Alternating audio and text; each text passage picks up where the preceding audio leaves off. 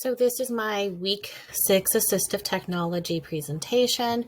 Um, so for my presentation, we really did focus on a variety of different things.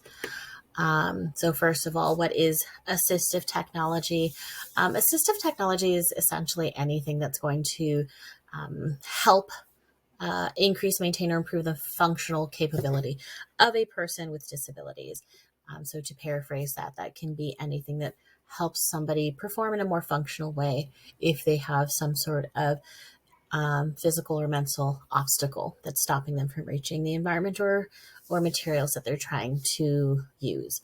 And technology doesn't necessarily have to be tech, right? So it can be low tech, meaning just a communication board made of fuzzy cardboard or fuzzy felt.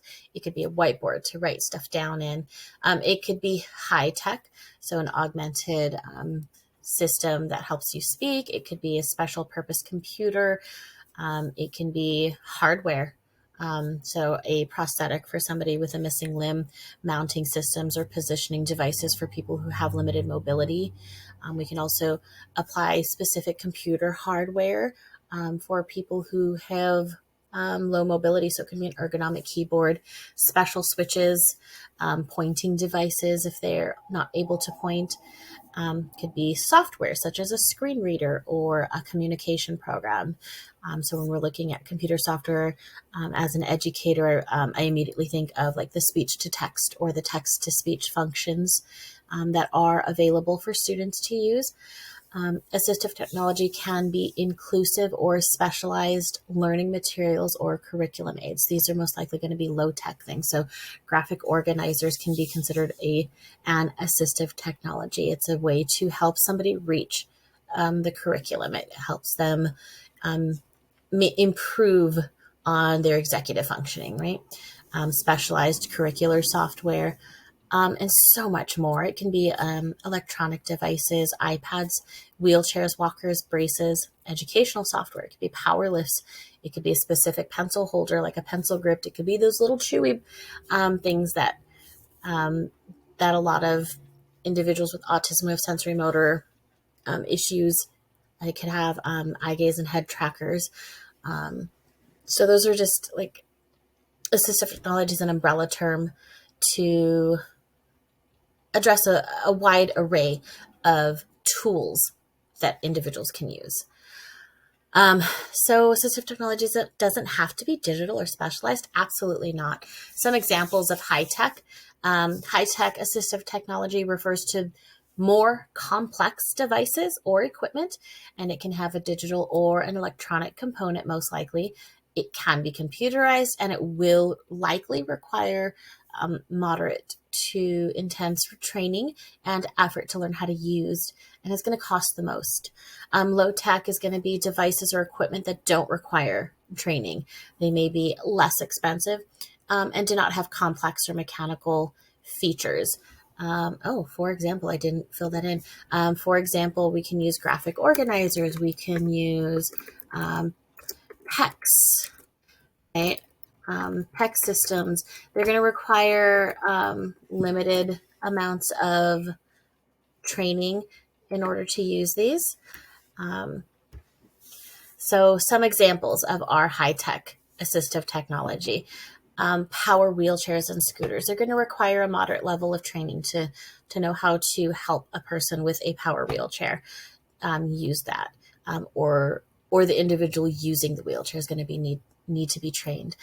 Digital hearing aids, while it might sound simple to just put it in and hear, there might be some maintenance that you're going to have to do. So you're going to require some moderate level of training on how to turn it on, turn it off, adjust volume, take hearing breaks if it's a cochlear implant. Computer with specialized software such as voice recognition or a magnification software. So I've had to train several of my students on how to use the text to speech or the speech to text. And usually takes 2 to 3 lessons before they catch on. So I'd say that would be a moderate amount of training. Electronic aids for daily living, digital hands-free headsets, voice-activated telephones. These are all going to require some sort of training. let's see, communication devices with voices, Bluetooth integration, and DigiDrive technology. So like operating a vehicle with a joystick. So those are going to require some training. They're going to be a little more high cost and high end, and more mechanical, more computerized, more digital. That's why they would be under the high tech category of assistive technology. And then we have some mid level tech. So the items on the previous slide are considered high tech, but in the classroom, a lot of things that we use are going to be middle ground, right? Maybe a little bit of training, easy to implement, and sometimes referred to as high tech.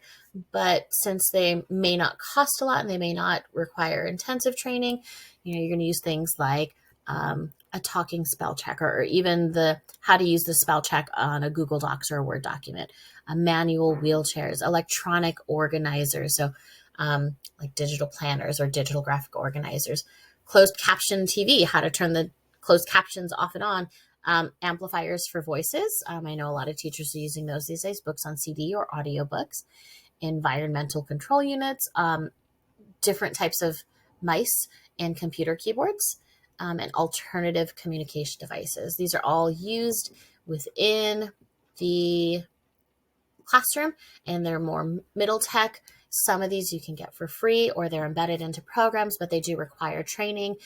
So they're either going to be training intensive or a little bit more digital, which is why they're kind of middle ground. Now, if we look at the low tech, handheld magnifiers, large print text, using paper and pen to communicate, or even a whiteboard, canes and walkers, reachers, grabbers, specialized pen or pencil grips. These are going to be very low cost, don't need training if at all. So they're not going to require a lot of effort to implement in an environment or in a classroom.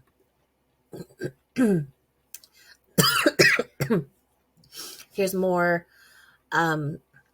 examples of high tech and low tech. So, if we are looking at just communicating, our high tech option would be an AAC, where our low tech option would be a PEX.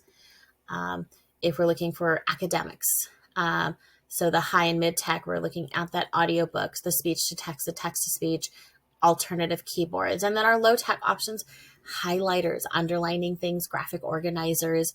So you're not going to, so this is the difference between like a high tech and a low tech when we're addressing academic areas of concern or cognitive areas of concern.